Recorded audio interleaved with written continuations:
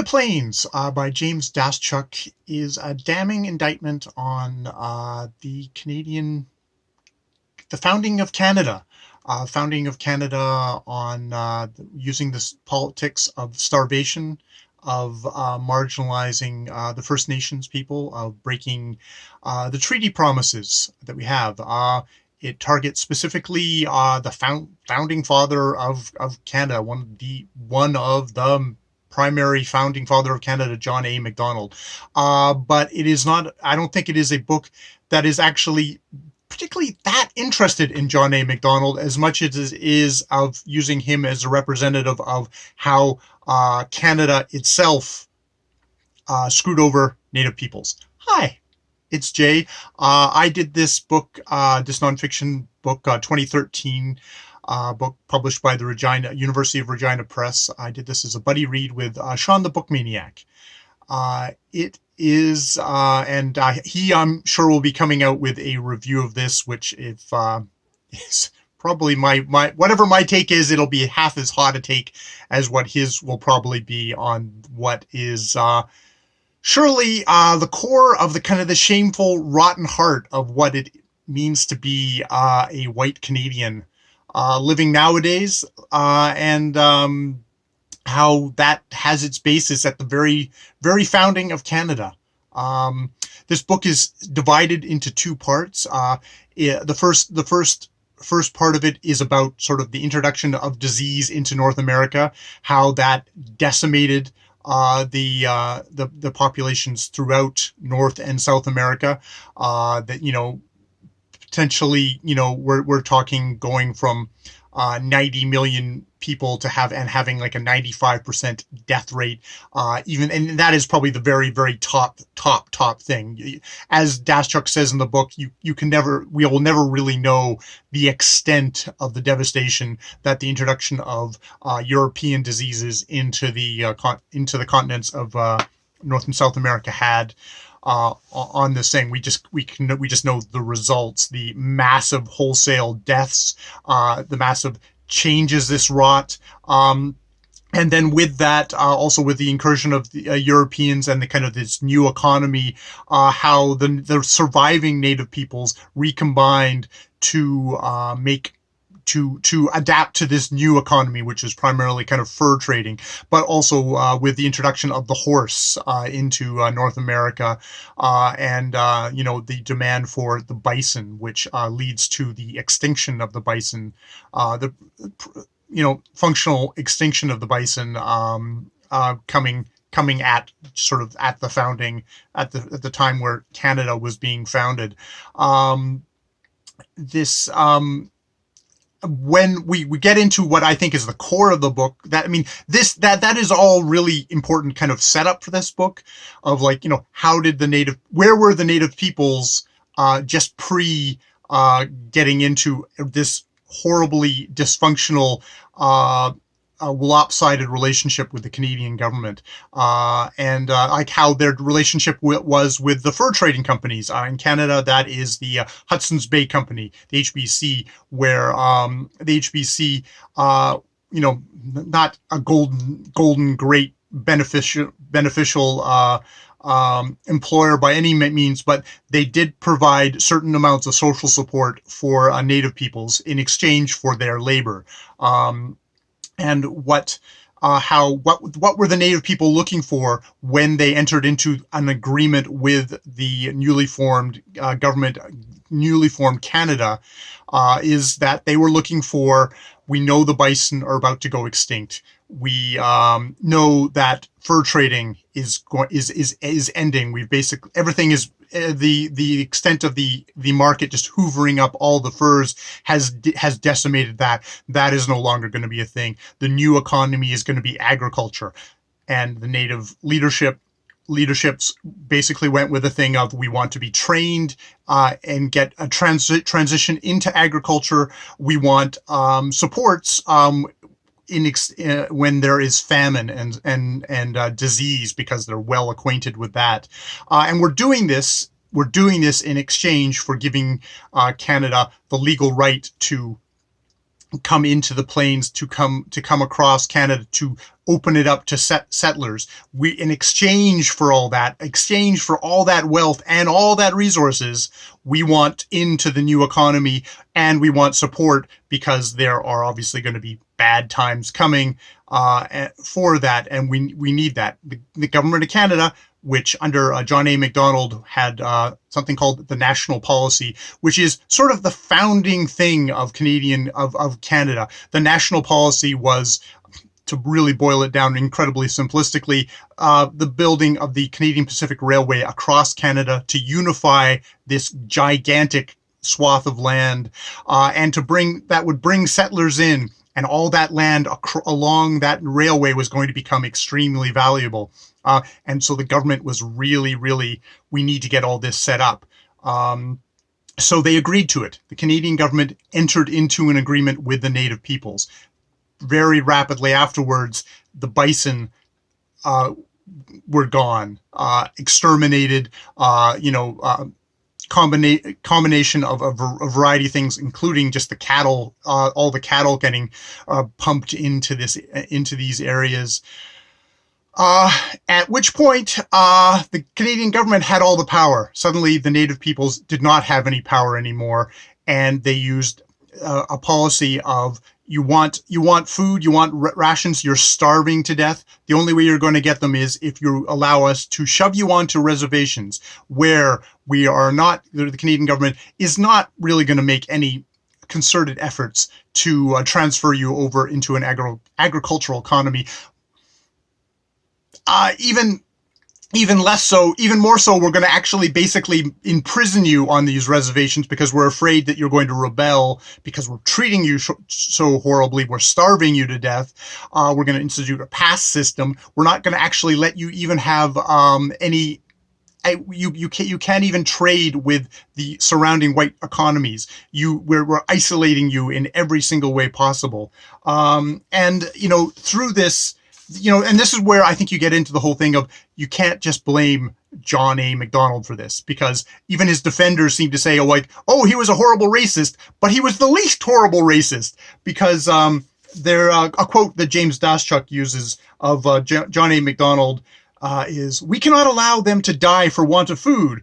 We are doing all we can by refusing food until the Indians are on the verge of starvation to reduce the expense." John A. Macdonald's defenders say, "Oh no, this is him being really good because he's that quote comes from him responding to the opposition parties of the day, asking, why are you spending so much money on these Native people? Why aren't you just sort of letting them die? If you give them food, they're lazy and they won't work," and stuff like that. And it's definitely, it's all this kind of work. You have to work for your food sort of thing. This is in the context of also a population that is heavily infected with TB. And the worst thing you can do with someone with TB is put them to the point of starvation, at which point TB erupts in these populations uncontrolled and kills thousands and thousands of them. It's one of these things of, they look at where, like 1885, where they sort of crushed, there's the Louis Riel rebellion, and there's also the native rebellions where they crushed them. Between then and then, the intervening, I think by the time this book ends, which is 1891, a third of the native population has disappeared. Now, a part of that is they've disappeared because they've died. A part of it is they've renounced their Indian status because it's just so miserable. You are locked on a reserve. And a part of it is they've fled to the United States, where they're also treated abominably. But the thing is, Daschuk does such a masterful job of saying, oh, look, when we get to the end of this book, the Native peoples, horribly reduced horrible health standards, are shoved onto reserves. We're getting the residential schools are coming in, which are also just breeding grounds for more and more disease. And if you refuse that, you get your rations taken away. You get food taken away from you as well if you don't send your kids to reservation schools. It's like, oh, you can draw, and then you take a look at how Native people in Canada today are. shoved onto reservations, economically isolated, without proper drinking water, with TB rates which are still like 8 times the population, and just generally the life expectancy of a native person in Canada is much lower than if you are a white person in the same country. It's like you're in two different countries, which is often put forward as the thing of reservation. You take a look at a reservation, it feels like, oh, I must be in a third world country. It's like, no, you're in Canada, but you're in that part of Canada that was created at the very founding of Canada. Now, a lot of critics of this book say, "Oh, this is presentism." Where you're criticizing John A. Macdonald for his beliefs back then, but that's like it was a racist time, so you can't criticize him for that. It's like, I'm not really interested in digging up the old guy and slapping him around. But what I am interested in is that we preserve a certain memory of John A. Macdonald as the founder of Canada. As, oh, he's drunk and a little bit corrupt, but he was also very witty and all this stuff. It's like, yeah, but we leave out just giant festering sore. This is a man who, in addition to being prime minister at the time, was also the superintendent of Indian Affairs, because he knew that one of his major what was a major roadblock for him was these native people, and how can I move them out of the way? And once they're moved out of the way, how can I isolate them and marginalize them so that they won't give the Canada any trouble? And the thing about that John A. Macdonald is like, yes, there's the man, but then he is my representative. He is the state. He is Canada, and Canada hasn't addressed this, hasn't fully addressed this, hasn't grappled with this, hasn't kind of come to terms with the fact that this is what he did. This is what his government did. This is what the other governments around him all participated in. This is what this is the basis of prosperity of Canada today, is based on this, and we continue to prosper on this. That the only it's like, yes, John A. Macdonald, the guy, fine, but John A. Macdonald, the symbol of Canada, needs to be seriously looked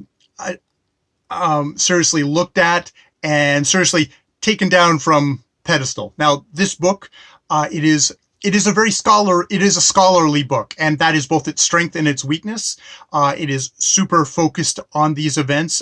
Anything that kind of comes in outside of it, it's not so much interested in. But that gives you it gives me the great perspective of, instead of looking at this from kind of, oh, white settler, oh, here are the people coming in and exploring these new lands. You're getting it from the perspective of from native people, of going, every time there is more transportation, every time there is more settlers, every time there's that, what that equates to is more disease, more death, more suppression, is what it ends up doing. Now, James Daschuk himself, a really fine historian.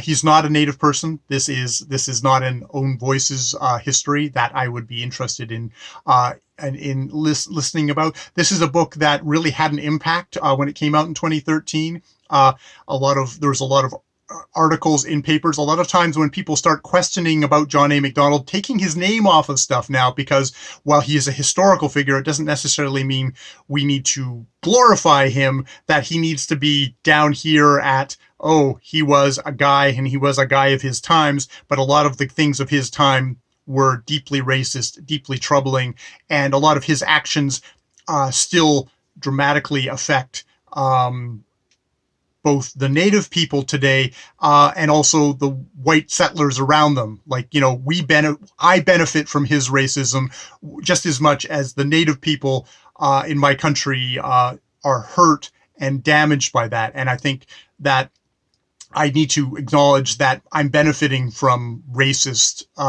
policies that in some ways are still in evidence in Canada today.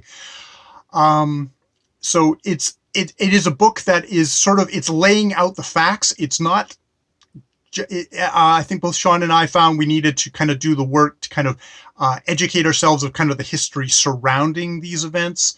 We needed to kind of help try and not help. We needed to kind of organize the story it was telling. Sometimes it felt like it was meandering or pulling in. Like it's a great work of taking a lot of recent scholarly studies and putting them into one place, but not always in a way that is like sort of a popular historian who's telling a story. This is definitely history kind of, if you get what I mean. But yeah, it's a book that had a big impact at the time. It won a lot of prizes. One of the prizes that it won was the Sir John A. Macdonald Prize, which is handed out by the Canadian Historical Association. It's so a book that was so deeply critical of John A. Macdonald actually ended up winning a prize from the Canadian Historical Association for his work in this. Because for all the criticisms I've heard about this book, they're not seem to be just disputing the facts as much as they're disputing you shouldn't judge him from the future. You shouldn't look back and judge. But it's like, it's unexamined, not examining our history, not saying like, was that a right thing to do? And especially because it does seem to be such a direct line to, we still have reservations in Canada to this very day. What does that say about our society now that we haven't this has not been dealt with? And I know this is a 101 white dude talking about this. This is, I had to read Canadian History for Dummies to just try and get myself a little bit up to speed on this. But that prize in 2018 was changed. They took John A. Macdonald's name off that prize. And it's now called the CHA Prize for Best Scholarly Book in Canadian History.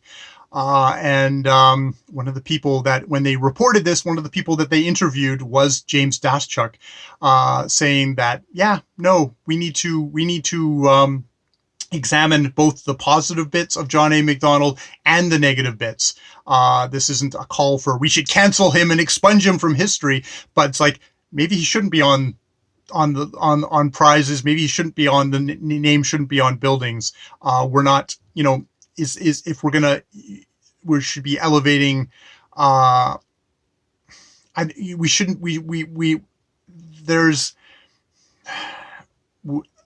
I think we need to be examining history. We need to be,